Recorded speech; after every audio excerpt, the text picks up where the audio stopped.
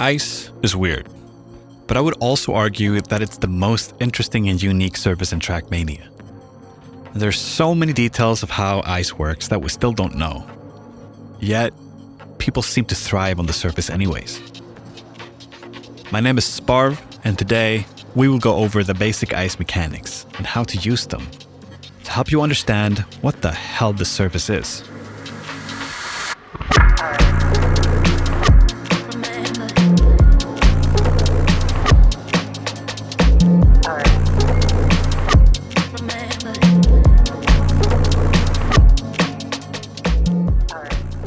Ice is a surface where, like the other surfaces, muscle memory is incredibly important.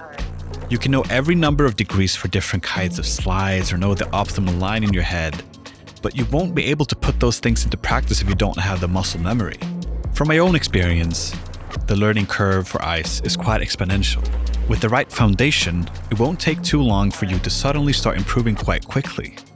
But as with all other things, learning takes time. So be patient, set realistic goals, and don't try to hunt world records as the first thing you do. That will only end up in feeling defeat and maybe even quitting the surface altogether. That won't help you or the ice community. Speaking of the ice community, if you ever find yourself stuck or in a situation where you feel somewhat clueless, never hesitate to reach out in the several different Discords or Trackmania servers for help. Before we get into any kind of slides, we have to prepare for the style you're about to dive into.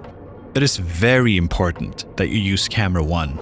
You can change this camera setup by pressing 1 on your numpad, and if you're on gamepad, you can bind this to any of your buttons on your controller in the settings panel in-game. If you're on console, you can press L3 to cycle through the different cameras. As a reference, Cam 1 looks like this. Okay. The next thing to look over is your keybinds. Whether you're on keyboard or gamepad doesn't really matter. There are many top players who play on either one of these input methods. What's important is to find something that works for you. The main tip is to bind your brake button to something that is easy to tap quickly. For keyboard and mouse players, this is often a key that you can use with a hand not used for steering. Maybe a shift key, a mouse button, or anything else of that nature.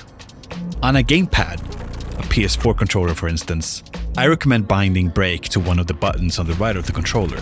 This is of course also to help with shorter and more accurate brake taps. Also, for PC players, I recommend using the Open Planet plugin Dashboard.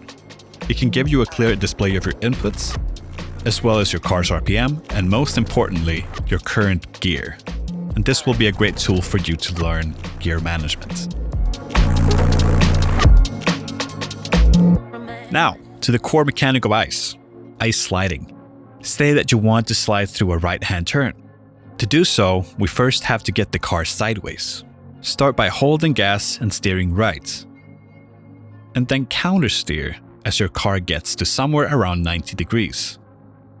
This is a balance act, so just practice for a bit until you can catch the car in a slide with your countersteer.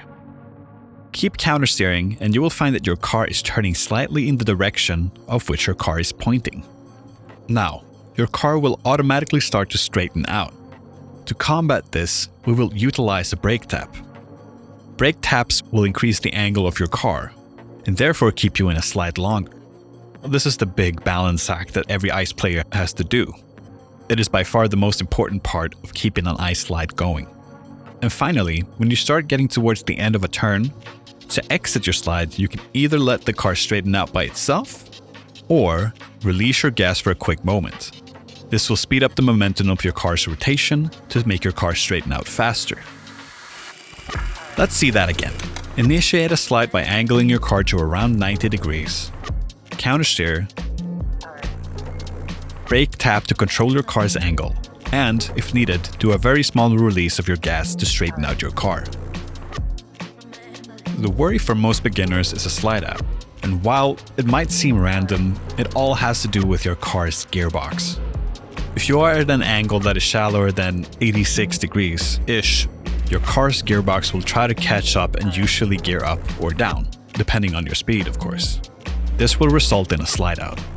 Do not focus too much on the exact degree of the angle you're sliding in, because all that knowledge will come from your muscle memory down the road. For the moment, try to stay around 90 degrees and listen to if your engine changes its pitch during your slide. If that's the case, try to get back to 90 degrees again. So this is how you do a basic ice slide. From here on out, you will have to experiment and make yourself used to how the surface feels to drive. Try to go on Evo's Ice Beginner server. There you will find a selection of maps that should be finishable for the newest of players. And you will more often than not find people willing to give you tips on your driving. Now, go sliding and we might just see each other on the servers.